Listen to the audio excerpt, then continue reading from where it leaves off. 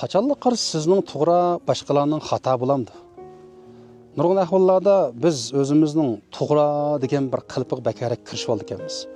Albatta haqiqiy xushal, barakatlik, o'sib yetilishdan iborat bir natijani qo'lga keltirib, bir umr qasroq tosh yalaydigan odam qanday yashaydi ekan desak, texmo yangi bo'lgan to'g'rini izlash.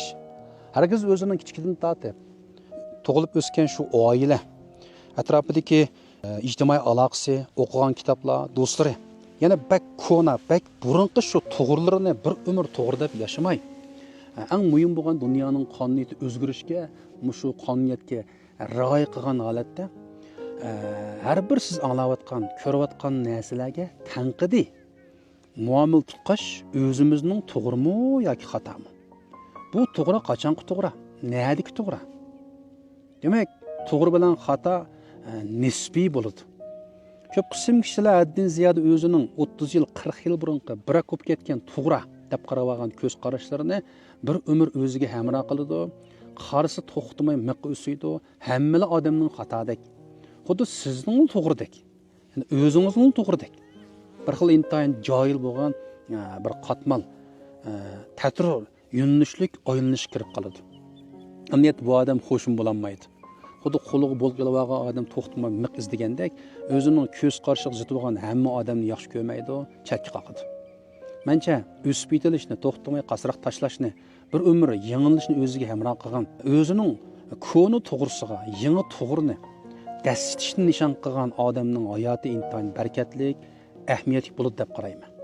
Shunlashqa do'stlar, har bir qitim sizni beyaram qilgan, sizning to'g'ringizga xatodek tuyulgan, sizning xatoringiz to'g'ridek tuyulgan shundoq ko'z qarash, ideyalar yo'liqqan vaqtida bir tinib etib, bir o'rni sonib etib, ashuning maydonda turib etib, o'xshamagan holatda ashuning o'tikini kiyish o'ylab biqing.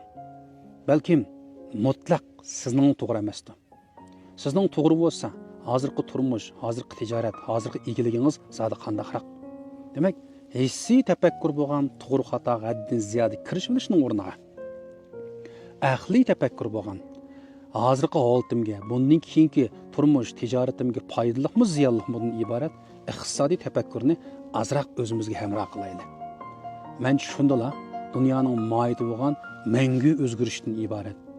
Qonuniyatga o'zgarish orqali, yengilish orqali, jang e'lon qilish orqali eng muhim bo'lgani qasroq tashlab, o'zimizning to'g'ri deb qarab olgan ko'z qarashiga yangi to'g'rilarni yangushlash orqali mencha yangicha bo'lgan bir hayotni, yangicha bo'lgan bir xil qiyofatni qo'lga keltira olamiz deb o'ylayman.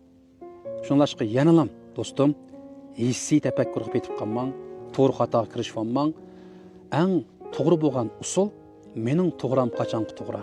Shu to'g'ramning foydasini ko'ryapmanmi, ziynimi? Kayfiyat jihatdan, kishilik munosabat, oila, farzand tarbiyasi, tijorat, egilik jihatdan. Mana shu mencha eng yaxshi bir algak deb qarayman. Hammamizga baxtli va barakatli hayot hamroh bo'lsin.